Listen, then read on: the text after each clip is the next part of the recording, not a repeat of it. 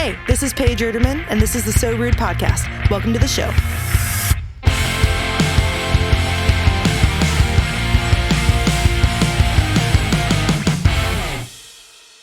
Hey everyone, and welcome back to the So Rude podcast.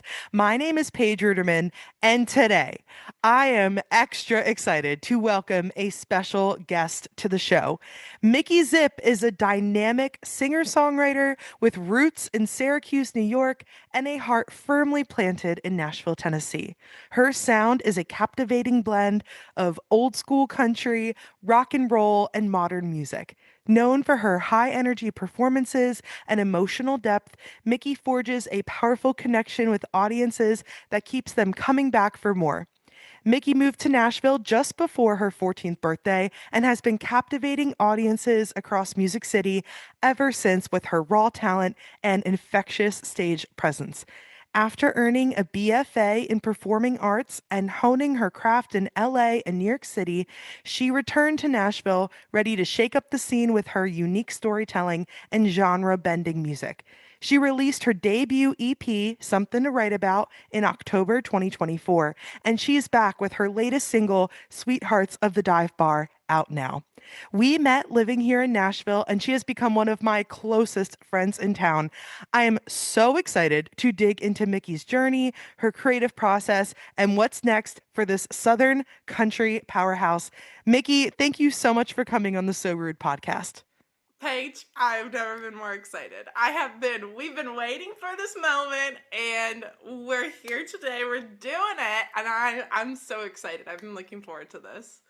I'm so excited and thank you. I feel like it's become a regular spiel on my intros now. I'm like, thank you for bearing with me, but we got the best date and the best time. And I am also so looking forward to chit-chatting with you, gabbing and talking all about music. So I'm so excited. Yay, we've made it. We've done it. Here we are. So I know I shared a little bit about you and your background, kind of like some highlight moments of your career in music, but is there anything I may have missed? I don't know. That was a pretty fancy intros, but I liked it. No, it kind of included everything. I feel like, yeah. I mean, we met. How many years has it been now?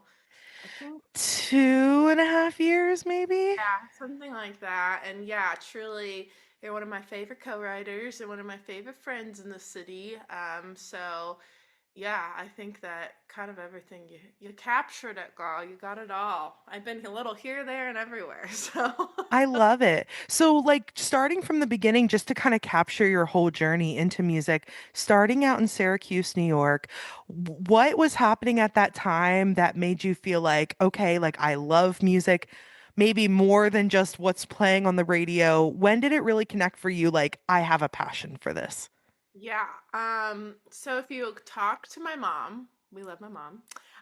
She will literally tell you the story of how I was like singing before I even spoke one day when her and her friend were playing some music on a computer, and I came over and started like singing. And they were like, "What the heck? She has not even spoken any words." They were kind of freaked out a little bit.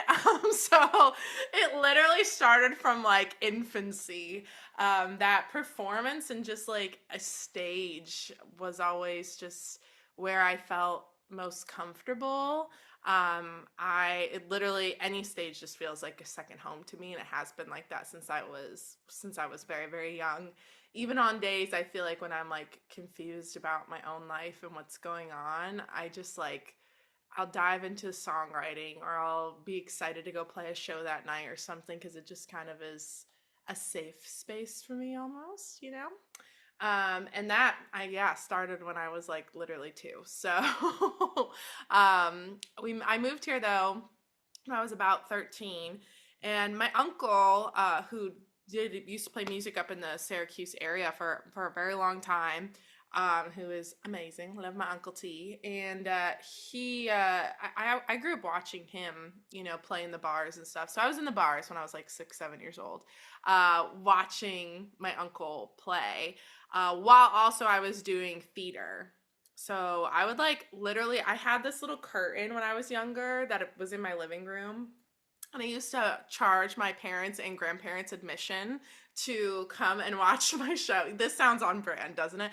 To come and watch my show, and I'd sing along to like the whole Grease soundtrack. That was my big one, or like all of High School Musical, or like whatever I was into at the moment. And yeah, so I was big theater, but then watching my uncle play and play his own original stuff too, I was like, wait, he's this is like his career. Like I could actually like do this. So I started on piano when I was like 7 or 8, and then around 10, I started teaching myself guitar. With a little bit of help from my piano teacher, but he kind of taught me the basics, and then I kind of took it and ran with it. And then at that age is when I started writing my own songs. You do not want to hear those songs. It's like the worst thing ever. Everyone always asks what's the first song I wrote. And it was a song about wishing I had a rewind button and like I could go back in time because like at the time I told my crush I liked him or something, something like so minuscule that I wish I had that problem now. Um, so it was like all about wanting a rewind button. And so I started writing and playing out. My uncle would like give me opportunities to jump up like during his set and stuff. So we appreciate that, and like would go to places to do like the Texaco Country Showdown, which was a big thing at the time, which was a big country competition. So I was kind of becoming my own artist like around that time. And then my uncle lived here for a short period of time. So my parents had visited him, and they knew they loved Nashville, and they knew, the opportunities that I could bring to me. So they decided, right before high school, maybe we should move here. We had done a trip to California, and I was prepared to move to California. I told my parents, I said, I'm ready to go. And I think it was just because it was somewhere creative. So they kind of like met me halfway with like Nashville because they already knew it, and they knew they enjoyed it. So they were like, okay, you want creative, you want, outside the comfort zone. And I think they kind of did too. So we ended up here in Nashville, and I went to high school here and everything. And yeah. Oh my goodness. And like a quick pause. I love that you mentioned Grease. That was one of my favorite musicals growing Oh, up. Like literally would watch it over and yeah. over and over again. So like shout out Olivia Newton-John and Yeah. like all the amazing music from that. Oh yeah. Um Also like the fact that one of your first songs is about a rewind button, that is like such an intellectually stimulating thing, right? Like that's a little mature for such a young person. So, really cool that you were able to really tap into like the emotional piece of songwriting for what sounds like a very early age. Yeah, yeah. I definitely was like, I don't even know. Like, I think I was influenced by like a lot of different things, even back then. Like, my mom really liked playing like "The Night the Lights Went Out in Georgia" by Reba, and Hmm. she knew every word. So soon I knew every word when I was little. Songs like that, even like that's peak songwriting to me. Um, Also, you mentioned Grease. I loved Grease, and then I got to play Rizzo when I got into high school. It was like my senior year show, so that Did was you like full really? circle moment for me. I was like, I'm finally doing it. I am in Grease. That was So, my favorite character. Like, just mhm. full stop. She was vastly misunderstood, He's vastly. and what a complex role. I love it. But yeah, yeah. I mean, so songwriting, I feel like everything was instilled. I feel like I draw a lot of inspiration from a lot of different stuff today, even, but I think I was still even doing that when I was like 10. Like, I just listened, my mom listened to a lot of different stuff. I got my Elton John record back there, who is one of her favorites as well. I mean, talk about amazing songwriting. So, I listened to a lot of different stuff growing up. Yeah, and that's actually such a great segue. I wanted to ask because now it sounds like you've really honed in on a sound and the way you want to package your art as an artist. Um, but clearly there's a lot of influences there from the southern rock to the country songwriting to like belting, which is, a really powerful skill when you're trying to deliver a lyric. And so I wanted to ask like what types of artists inspired you growing up to like help you build this fun, sassy vibe? Yeah, it's funny because I feel like the sound has come such a long way. I mean, I think when you start playing out and about, a lot of times we're like, yeah, I know who I am. And then you start playing songs and seeing what certain people have like reactions to, and when I was playing out and about in the Nashville area when I was in high school, I honestly was playing a lot of like Kelsey Ballerini and like never really Taylor Swift. I was never a big Swiftie. Apologies, everyone, but sorry, Paige. I apologize. It's okay. I still love you. But Kelsey Ballerini, I always thought her lyrics were so smart, and I always really loved her, and I still do. I still listen to her a lot. But artists, kind of maybe in that vein, that were very current on the radio, and people like they enjoyed it, but it definitely wasn't like I don't know. It just something wasn't like clicking. And then as I got like into my like 16, 17, around that age, people started requesting like me and Bobby McGee, Janis Joplin, and like more things in like that kind of like a rock vein. Hmm. And they were like, I feel like your voice could do this. I feel like your voice could do this. And then, I went off to college to study performing arts. And well, I didn't play out as much there. I still was writing and stuff like that. And when I came back from that, that's when people really were like, oh, like rock stuff would be like so up your alley. So everything kind of started like fusing together. And I already had really enjoyed a lot of 70s rock. I think that's where I mostly like to live at. I like a lot of like Bonnie Raitt and like Stevie Nicks and Janis Joplin and things like that.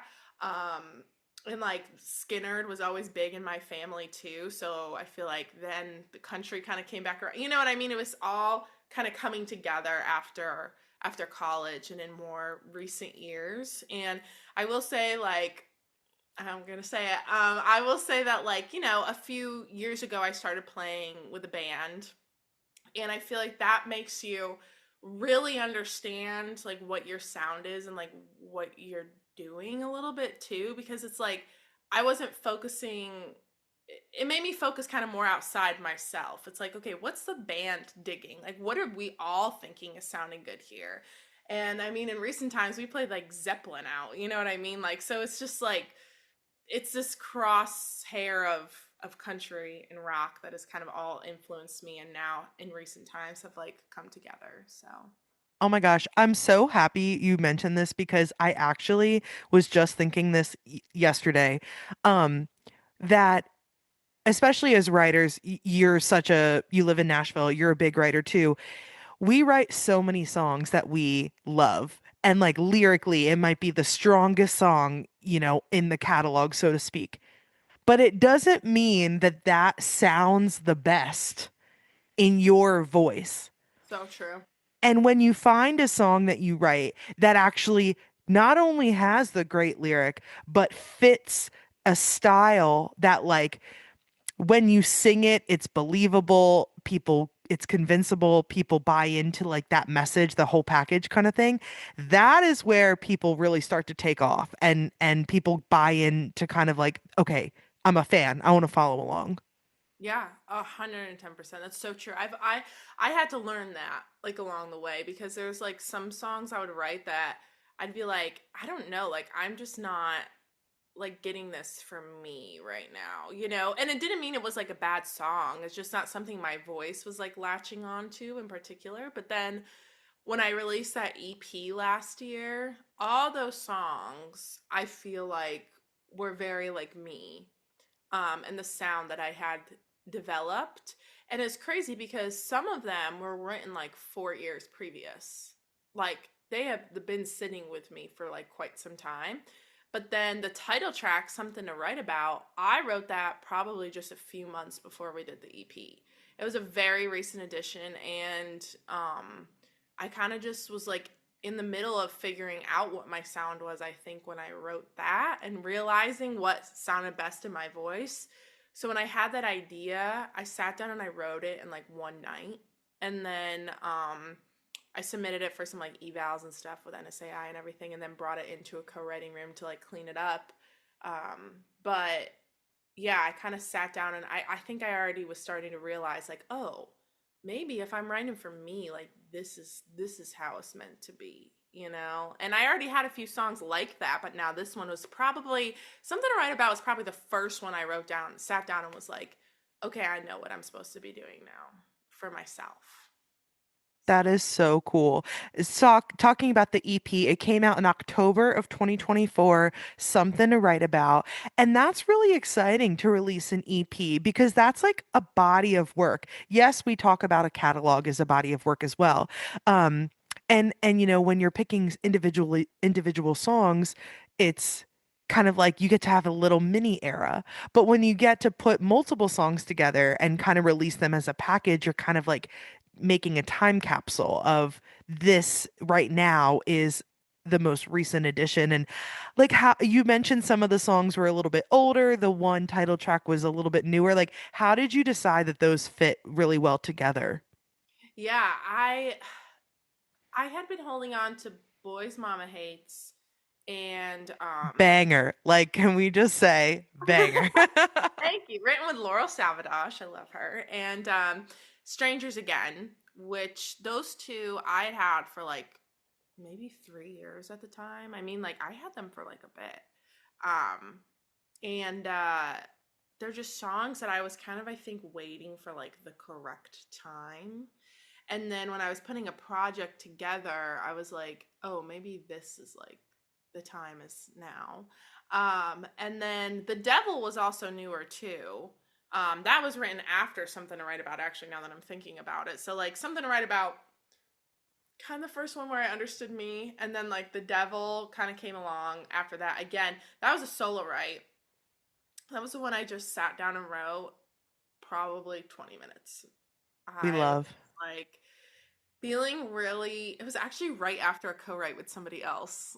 And I Mm. was feeling really, I'm gonna be so real, I was feeling so anxious, just about so many different things at the time. And the person I co-write with was really, really awesome. And I was like, oh, they're doing all this stuff. I'm like, I doing the right things right now. Like that spiral that we get into as musicians and songwriters, of just like, I think I know what I'm doing, but do I actually know what I'm doing? Because I'm an independent artist and I'm doing this all myself. So is this even right?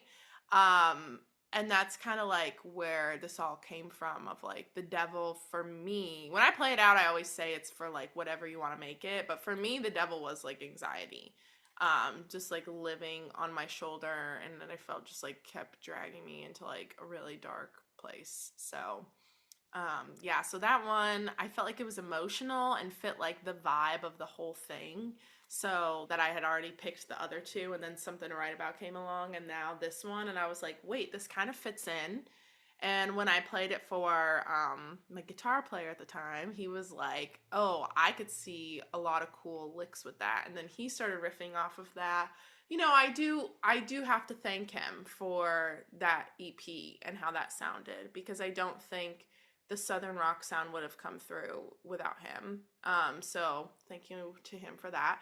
And thank you to Chris Justice too, because I mean, I think that that man, I love him. He is just one of the best people in this industry I think I've ever met. And me and Paige have written with him numerous times now. He's just like so on my team, and I'm just like love the support I have from him, of someone who's just so talented in what he does. And the way he took that EP and just like took the reins and knew exactly what I wanted was just, I mean, like amazing. Shout out Chris Justice. Yeah, as Mickey mentioned, the three of us have gotten to be in a room together. And when you have a producer or just someone who really understands you and the vision that you have for your work and is there to just help guide you along and like cross the finish line, because I feel like how many times do people pick things up and put them down and never move forward. That is such a special and like really sought after thing, and that's awesome you were able to find a collaborator like that. Yeah, I think Chris really like pushes me to like be better. Um which I think is important in a producer. Like there's a certain way to do it, you know?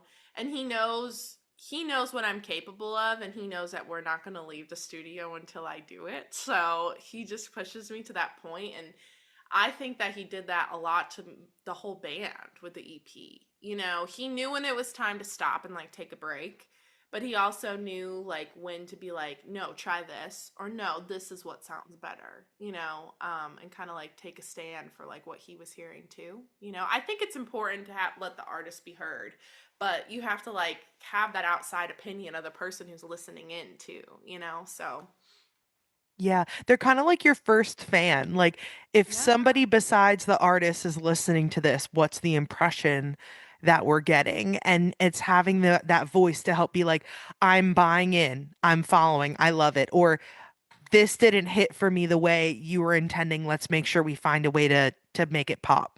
Yeah, and there's still little things that Chris is like, oh, I wish we would have went with this on this. He's such a perfectionist, which I am too. So like we get along in that way, but also it's awful because we just want everything to like be perfect, and nothing's ever gonna be perfect. So yeah, he's great. He's great. I love writing with him too.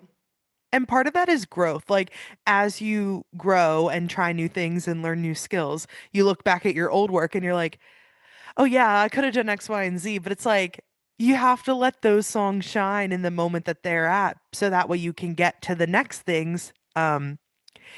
Which, funny enough, the next release to come out of the Mikki Zip catalog is Sweethearts of the Dive Bar.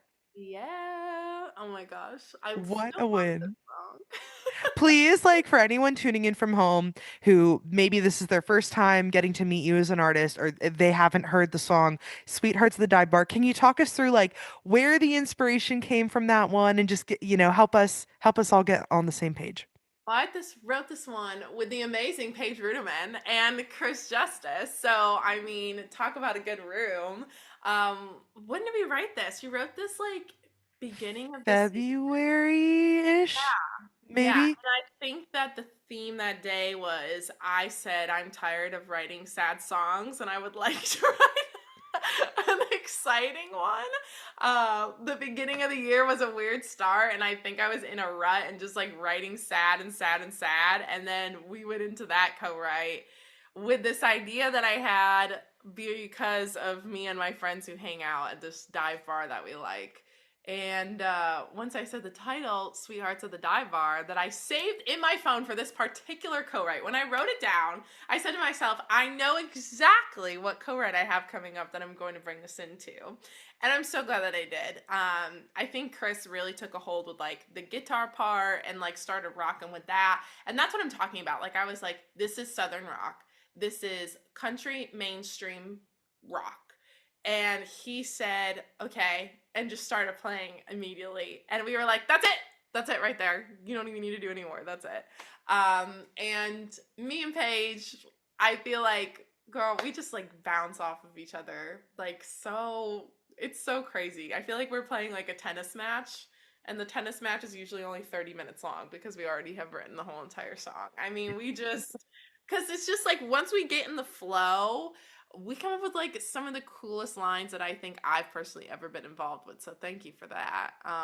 So yeah, I think that song is full of like quick little lines and stuff, and just we were able to revisit it I think about a month later and kind of fine tune it with some feedback that had been received. Nothing crazy, but I think that's always a good idea, to let other people hear it and like don't be afraid to bring it back into the room and say, hey, like, what do we think about this little tweak, or what do we think about that? I think that there's always room for improvement. So we tweaked a few things, and I just knew that like I had to release it. And I felt like this year needed like a fun song from me. I felt like some would have expected a release this year to maybe be a little on the downside, but no, I've been ready to party. So that one I think was like the perfect song of this year. And yeah, I think that it's crazy to watch the writing even change from the EP to that. I think that I've understanding more and more like who I am and what of those songs that I'm a part of fit me. Because it's not going to be all of them. You could still pitch the other songs you write. Maybe someone else will want to sing it. It's not that they're bad songs. But which ones I write that I'm like, oh, this is me. This is who I am. So that definitely was one Oh, of them.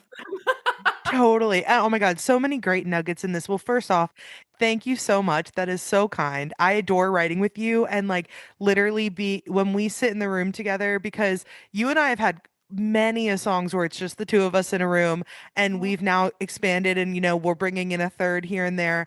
And one thing I really respect from you as an artist is your ability to be like, I wouldn't say it like that. That's not me. I wouldn't say that. And I think for me as a writer in the room, like our goal together is to bring a song to life that feels very authentic for the person who's going to be singing it. And so I'm right there with you. Okay, perfect. Let's tweak it. Let's go on. But that particular day, I still remember, yeah, you walked in, you're like, no, I'm done with the sad songs. We had had like 2 months of the sad, and you're like, all right, I need a fun one. I think that thing was written in I mean, like 30 minutes. yeah, I was ready to go. I think I was just like already had my wheels turning on the drive out there of like, okay, how are we gonna like phrase this song? I already like just knew the vibe and even just some lines that were like living in my head already. I was just, I think, ready to go with it.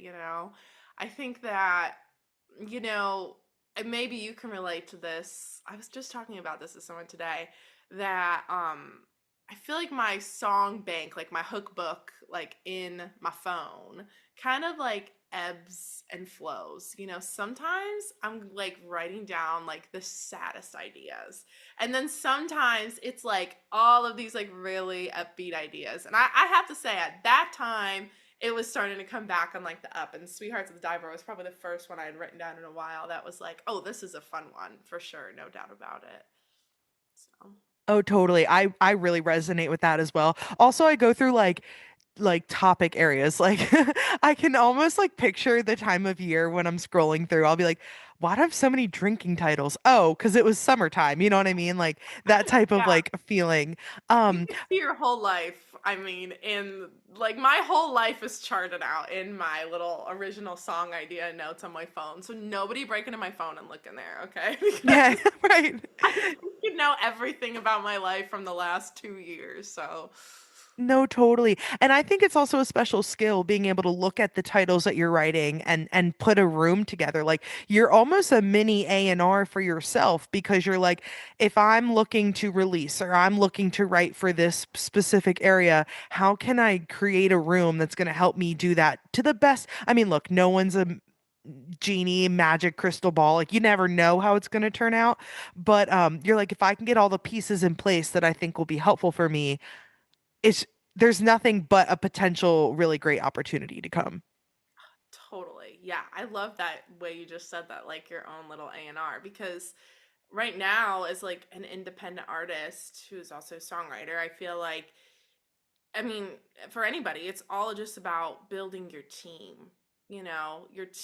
of people. And I finally feel like I have 3 to 5 co-writers who I like strongly think are like just in my circle. Like I know I could go back and like write with them and it's going to be good.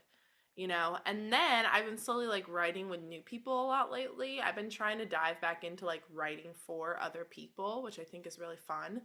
And in that sense, I'm kind of just looking at people who like I enjoy like them as an artist too. So I'm like kind of trying to wear both caps right now. I just wrote with this great girl. I'm writing with her tomorrow named Tori Rose, I believe is her last name. She goes by, and she is like so good. And I played around with her at the local, and I was like, we gotta write, and she sent me a DM, and we wrote one, and like it's totally like not my vibe. Like it's so like not me, Up her but alley. it's so her, and it's so like there's still like some clever lines in there, and it's a great song, and I really really enjoy it. And she posted a video of her playing at the local today, and I was like, oh my god, I never hardly get to experience that myself, of like someone else playing a song, because it's not, it's for her. So I thought that was pretty cool when Isn't it the best feeling? it is. It's so cool. I was like, oh my god, look, it's a song we wrote. That's so awesome. That is so cool. And like, um, first off, Sweethearts of the Dive Bar out now. Go stream it. It's Oh my. available. Uh-huh. But I'm glad that you mentioned that you're also really passionate about just writing in general and like especially dipping. even more into the pool of like writing for other artists? Because you talked about like growing up on a stage and you love the art of performing and like finding your voice as an artist. Do you have a favorite part of the process? Is it the writing and the creating? Is it the recording? Is it the playing live? Does it change? I'm just curious. I'm gonna be honest, my least favorite part is recording. Nobody shoot me, Really? okay? I Chris, Chris Justice, you didn't hear nothing. Chris, I'm so sorry. No, that's why I love doing it with Chris because I feel like he actually makes it like enjoyable for me.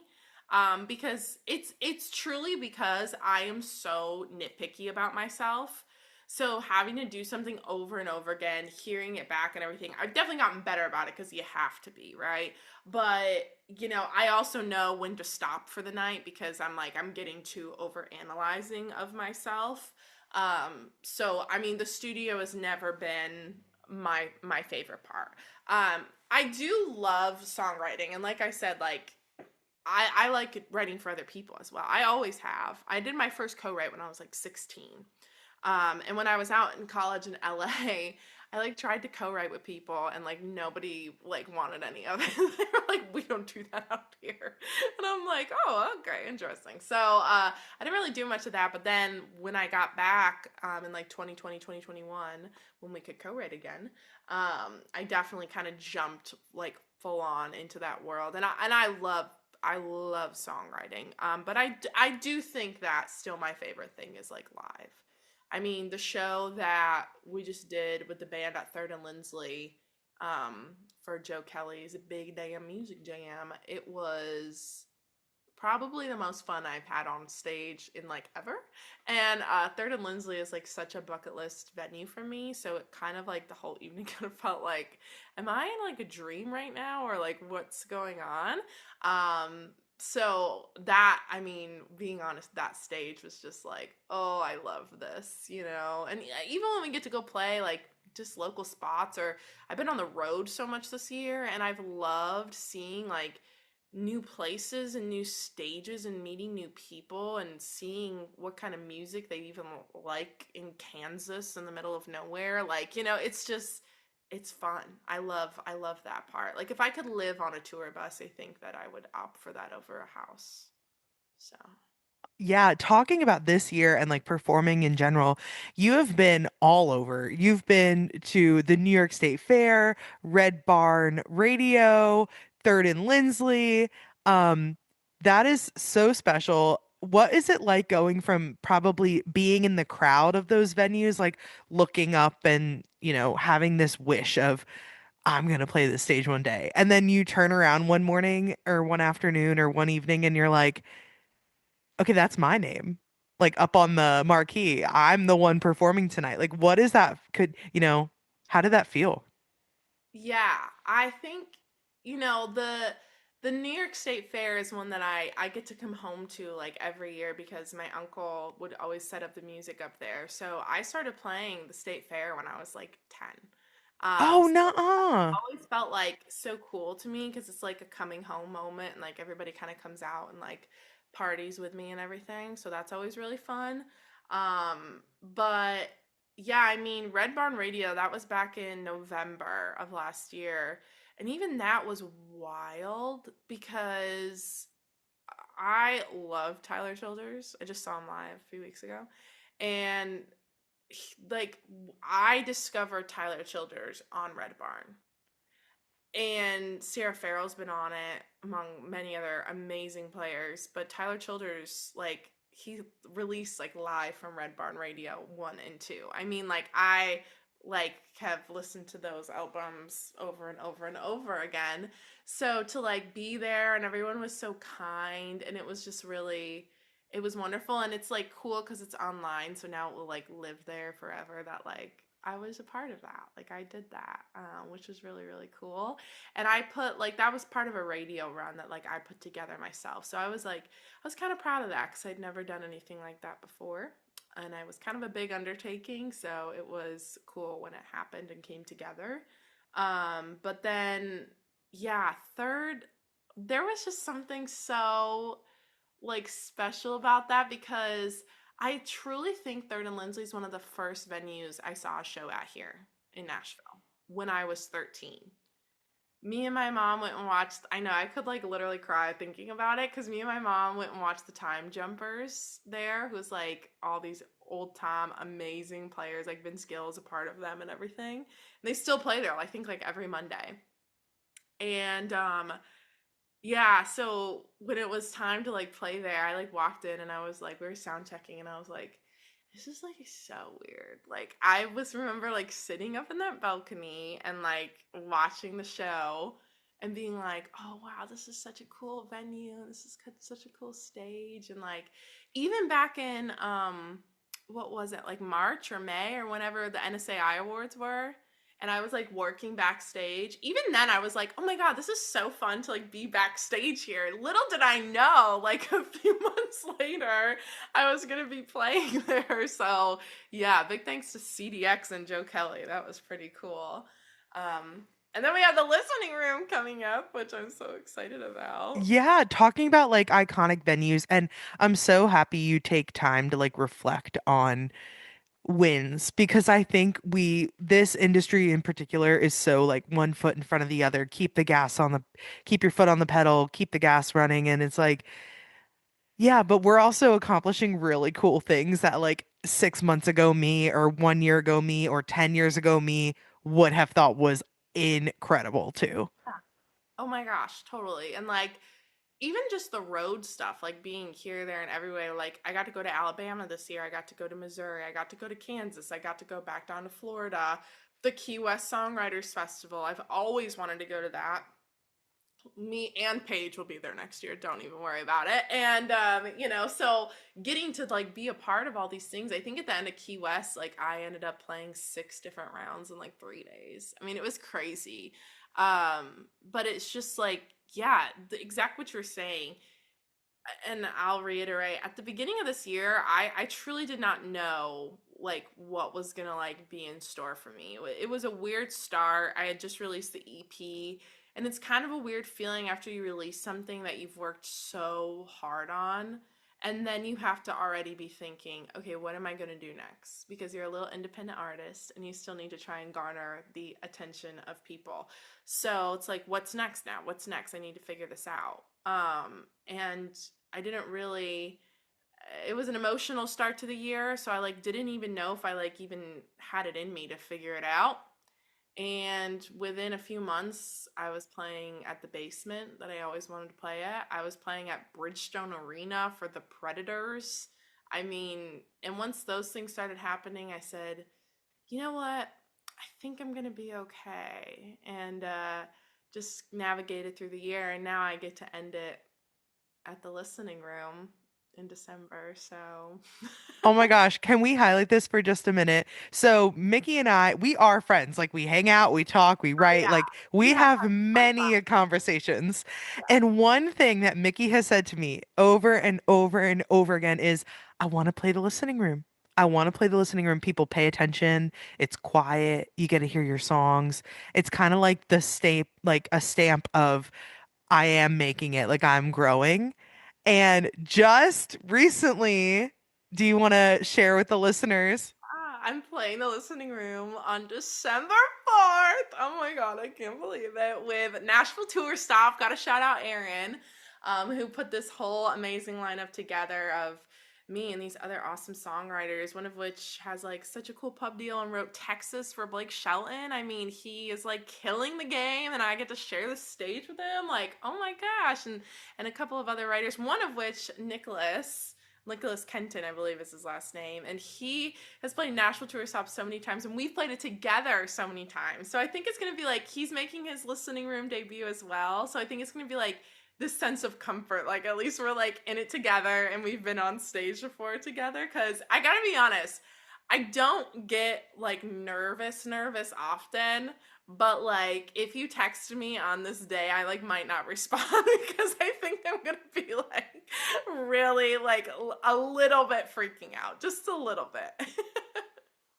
But what an accomplishment. And like to have it on your list of goals and starting at a year that maybe didn't feel like the most stable, and just that is the mark of someone who's very driven, and you have a goal and you have a future that you want for yourself, and you put in all the hard work to get there, and to kind of put the bow on the year with what is such a highlight bucket list venue. Hopefully that feels super freaking good. Thank you. I could cry literally thinking about it. I mean, as we've talked about like my journey here, and you could probably tell, there's nothing else I've ever wanted to do. Music, a stage, performing. There's not there. My mom tried to tell me before college. She's like, "What if you go to school for science?" And I was like, "No, I don't like science." Like, I tried to rack my brain of like, should I go to school for like a different degree? And I was like, "No, this is like me. I don't know who I am without doing music, you know?" And I'll tell you what, I sure as heck was not about to let nobody take that from me. So yeah, we kind of we had like a month little debrief, and then I put my foot on that pedal, and I don't think the pedal has been let up since that moment. So So cool. And in addition to music, like, so you went to school for performing arts, and music is your like one true love. It will always be a shining star. But you also have a big love for theater and performing arts when it comes to musicals and plays. You recently got to star as Lucy in a play through the Springhouse Theater. How cool is that? yeah, that was like big highlight of this year for me. Yeah, I graduated in 2020 with my BFA in performing arts, and I like I said at the beginning, like always a theater kid. Grace, okay, okay, that's as theater kid I think as you can get. So, I mean, I was always doing theater, and like I think that overall, like a stage, just in general, has always been like I've even done like modeling stuff and done like runway work and stuff like that. I've done like TV and film stuff. I even like have a little bit of like an agent in town here with that. So like anything that is performance has always been like in my bones. Like it's just me, you know? And when I was in high school, I was doing all of it all together. So I was doing every show at my school. I was also doing community theater on top of it. And I was also doing my own shows that I was booking, playing out and about. So I had always tried to do everything at once. Why? I don't know, but I just love it. I always just wanted to do everything all at once. And so when I went to college, I feel like I said, LA didn't really have the same scene as here. So while I was still writing and performing where I could and taking guitar in school and songwriting as well, which was great at AMDA, it was more a heavy focus on theater and dance and acting and things like that. So like the commercial music did like fall to the back burner for a minute. And then I graduated during 2020. It happened during that time, and I A think whole lot of nothing. does. And like many people's lives, mine was very derailed. But I always say that God has a plan, and that sometimes we just really do not get it. And at that time, I really did not get it. I was like, I was supposed to have this big showcase at the end of my schooling in front of agents. I was going to stay out in LA. I was going to do all this. And now I'm stuck in my apartment that I'm paying a lot of money for. And for why? To take ballet classes online to finish my degree. This is stupid. So I decided I'm going back home. I miss playing my country music. I miss playing commercial music. So I came back home, jumped back heavily into the songwriting and playing out where we could at the time until it all opened up. And then because of that, theater kind of got pushed to the back burner, because there wasn't many shows open. Broadway, I mean, was closed down in New York City, and I mean, there was an opportunity to be had. And by the time there was, I was kind of just so fully immersed back in songwriting and being an independent artist that it was still on my radar, but it just wasn't as heavily there. And in February, I got to go play a show in New York City at Daisy Duke's Honky Tonk. And I got to go do some content with Brandy Melville, the clothing company. And me and my cousin, my sister, she went with me. And we saw Cabaret. And I said, well, crap. I miss this. I miss this so terribly because it's just I love theater. I really do. And you know, in recent times, I did kind of have somebody in my ear that was like, "No, like that's not cool." Here we are in this Mm. day and age, right? Of like, you need to be cool. And they were like, "It's not really, it shouldn't really be a big thing on your radar." And I kind of listened to this person for quite some time. And in this year of self discovery, I was like, what makes me happy? Oh, that makes me happy. So when I saw Cabaret and Adam Lambert, who played the MC, which just shook me to my absolute core, I was like determined to do something in theater this year. So I was keeping an eye on auditions and I saw the one pop up for Springhouse. And You're a Good Man, Charlie Brown is always a Broadway show that I've loved. Kristen Chenoweth originated Sally in it, and she's always been one of my favorites among some other people in that cast who have been amazing and done amazing things. And I was just like, okay, I was like, I'm just gonna go do it. Just go to the audition with no expectations because think of be in my head, okay? I'm like, I haven't done this in 4 years.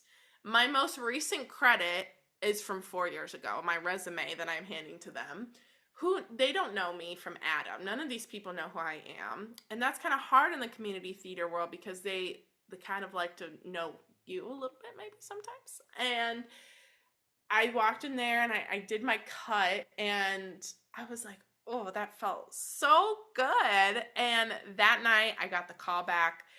I actually the next night went to the callback, but first had to do a virtual writers round, which I did in my car across from the theater, so that I can make it in time inside of my callback. The sun was setting while I was in my car, so like by the time the round got done, it was in the pitch black, just Oh playing my my gosh. and I ran inside, did the callback, and then got the phone call an hour later. And they're like, "We want you to be our Lucy." I just so happened to be at my parents' house. And I'm going to be so honest because you're my friend, and I just feel like we're just talking right now, but it is going to be posted on the internet. But I'm going to be honest, anyways. I cried. I did. I cried because I was just like, I felt like I was coming back to something that I had been missing so terribly. And I thank you so deeply as one of my friends who came out to support and watch the show. And I had a really great handful of close friends that came out to watch, and it meant the world to me because I just felt like I was like, after that, I finally felt like I'm like me again, you know? So I'm excited to see what else maybe I can do in that atmosphere. I love plays. Like, again, I am a Grease fan. We love musical theater. I never personally was involved, but like I'm a fan of it.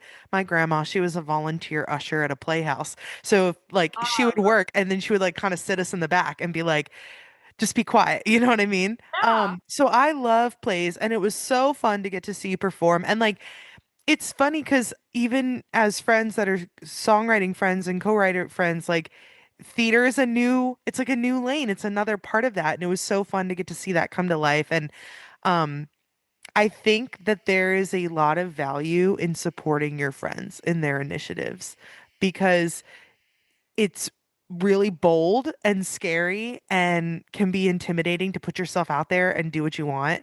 But to be able to see even just one familiar face, I mean, you had a whole little crew. We were sitting there cheering for you, but even seeing one familiar face just makes things feel a little bit smoother. So I was just happy to be one of the people out there. I truly feel so blessed for the community that I have made like here in this town. And like not even just like my amazing songwriting friends, but just the friends I've found in general. Like I thank them a lot for this year, especially because I just think that a lot of people, my band, my co-writers, my friends, they all just kind of like stuck by my side really heavily, and it was very, very, very, very. You guys have no idea what it means to me.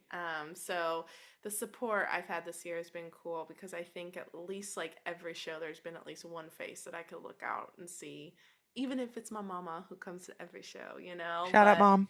that support is just, unwavering support like that, you don't get to find that very often. So it's something I appreciate a lot. Definitely. And for people tuning in that are listening along, like maybe they're an independent artist. You've mentioned you're an independent artist. You're doing all of your own booking for the most part. You're finding shows and radio runs and performances out of the state of Tennessee. For anyone tuning in who's like hopefully, looking to kind of go down the same path, what's the best piece of advice that you've ever been given that you think could help somebody else in their journey? I'm thinking, this is my thinking face. This is a hard question, Paige. This is the hard hitting stuff I've been waiting for. Um, um,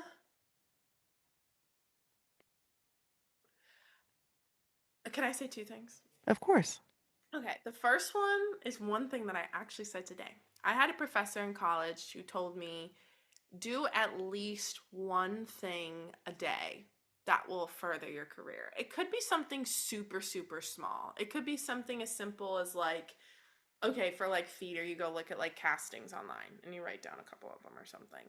Or like for music, like you come up with an idea, you sit down and you try and think of some stuff. Or, one little thing at least that will further your career because, that little thing could take shape into something else, and if you only get so many days in this life is the way I kind of look at it, which is maybe a little bit of a morbid way to look at it, but like every day is a day to like wake up, start fresh and in new opportunities. So I just think that one thing a day does make a difference, even if it's a small thing. And I think that the other thing is something very generic, but something very, very true. Like I said, when I was like 16, 17, even when I came back from college, I kind of wondered like why I didn't sound like everybody else. And for people that like know me, obviously know that like my voice is maybe like a little different. The things I hear most of the time is like, you have the most unique voice. And nobody's ever said it to me in a bad way. I take it as a really big compliment. I did not used to. In like 2021, maybe 22, I was like, why don't I have blonde hair and sound like, Mega Maroney? Like, why don't I sound like these people on the radio, that are like having all this success, or just like watching people play rounds and stuff, like, and I'm like, oh, like she had a really commercial voice, like why don't I sound like that? And that voice is fine and dandy and it's great, but somebody told me like along the way, and I think multiple people probably did, of like your uniqueness is what's going to get you places, because trying to be someone else, first of all, never is going to end well, and number two, I just think that you, people like long for something different, you know, and the same stuff will have a pattern and it's waves, but once in a while people do want something like new and exciting. I think about Tyler Childers. I mean, like when he came onto the scene, he was definitely something different, a voice that you hadn't really heard before. And so people, they like uniqueness. I actually had a co-writer the other day say to me, I love writing with you because you're unique and you're yourself. And that's why I come back into the room with you. And that means a lot to me because I didn't really value that. And I honestly got really frustrated with myself over it. And now it's something that I like lean into. So, Yeah. And if you're listening to 10 songs in a row and you can't pick one name out of a hat of who these people are, and then one song comes on, and it's a very identifiable voice. I feel like there's a lot of voices that people know, like, I'm gonna go pop only because that's the first thing coming to mind, but like Adele, you hear Adele and you're like, I know that this is an Adele song. You hear Luke Combs, you know it's a Luke Combs song. And when you hear Mikki Zip, you know it's a Mikki Zip song. So I think that's really cool that you've one that you've developed that sound, but two, you're accepting it for yourself too. Yeah, definitely. And I mean, I thank the people along the way who like pushed me to be like, be yourself, be unique, you know? My parents definitely, two of them, you know, like they always were telling me, why are you trying to be somebody else? Like you don't need to do that, you know? And I think even in like it sounds crazy, but even in like fashion in like recent years, like I've started like dressing more how I always wanted to, but didn't even like have the guts to do it, you know? So it's just like being yourself can get you such a long way, you know? Totally. Being kind and not having an ego. There's a lot of egos in this town, and sooner or later it does come back around to you. So, Yeah, kindness wins. It might not be today, might not be tomorrow, but it wins. ultimately. Totally. Now, you mentioned Tyler Childers a few times. I was going to ask you, is there an artist or a musician on your bucket list of who you'd love to collaborate with one day? Does anyone come to mind? Stevie Nicks. Really? Oh, yes. She is like my queen of all queens. I love that woman. I've been listening a lot to the Buckingham and Nicks album, which is basically like a re-release of their first album that they did when before Fleetwood Mac. And it's crazy to like hear her voice back then and the songwriting and like how clever they were even back then and they were young, you know. Um, I love her. I absolutely love her. And I mean, if you're talking in like the country landscape, honestly, I was listening to him today about Chris Stapleton. Like, I just think that he blends genres, which is something that we obviously know I enjoy doing. And I just think that like his roots are country. And then like he brings in that rock and that blues and everything. And no one's voice is like quite like his. So yeah, I think Yeah, that. the soul on him is incredible. And if we could bring someone back from the dead, I'd say Janis Joplin. So Hey, you can say whoever you want. right. Oh my gosh. So, can you give us a sneak peek into any upcoming projects or things you're really excited about coming up anytime soon? There's a song that me and Paige wrote that I think maybe next year could be making an appearance. I don't know. It's a cool one about the Opry that we wrote, what, probably a year ago or something? Year and a half ago. Yeah. Oh, maybe even longer than that. Yeah, it's been tweaked here and there, but it's a pretty cool tune. Yeah. And then yeah, I think I'm gonna kind of wait until after the new year to release some stuff, is what I'm thinking. There's some like deals and things in the works, so I'm kind of waiting those things out as you gotta do. And yeah, I think after the new year, expect to be sick of me, all right? Because I am ready to keep the ball rolling. I know that there's already some spots out of town that I'm going to be going and playing at too. So I'm really looking forward to next year actually. And I'm going to be honest, I haven't said that in years past. I've kind of been in my little own world and been like, what am I going to do next? What am I going to do next? And this year, I think I know what I'm going to do next. So it's a good feeling. What a gift. Also, after the year that you've had, and you deserve some downtime. You Thank deserve a you. breather, and then you can always come back. Yeah, definitely. Yeah. Well, we're gonna end the year with a bang at the listening room, I think, and a few little shows after that. But yeah. Yay. I'm So so fun. Mikki, thank you so much for coming on the So Rude podcast.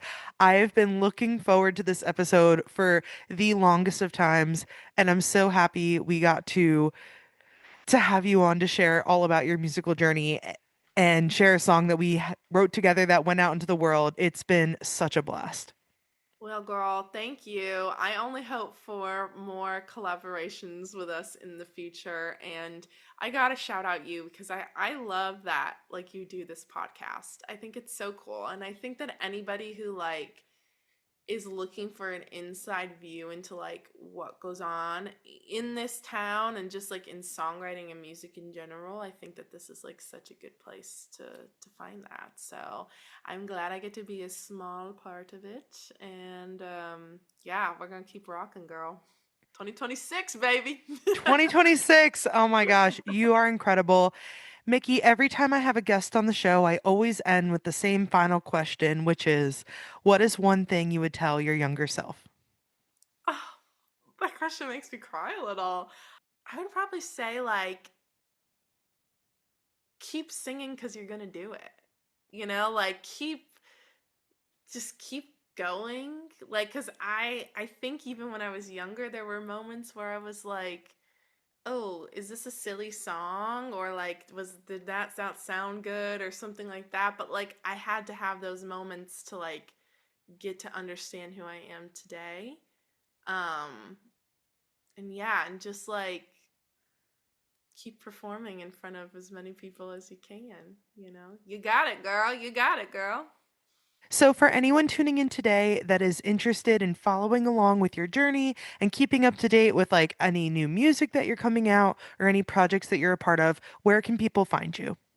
Yeah, so Instagram's always a good spot. Mikki Zip _official. Don't spell it like the mouse, cause you won't find me. Okay, MIKKIZIP.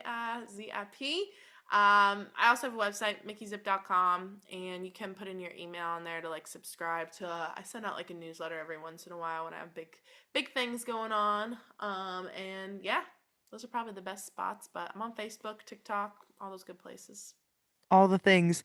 All of those links will be linked down below in the episode description so that way you can follow along. It means a ton for independent artists to have people subscribe to their newsletter or to join their social media accounts and follow along. It just helps them continue to grow and book even more amazing shows.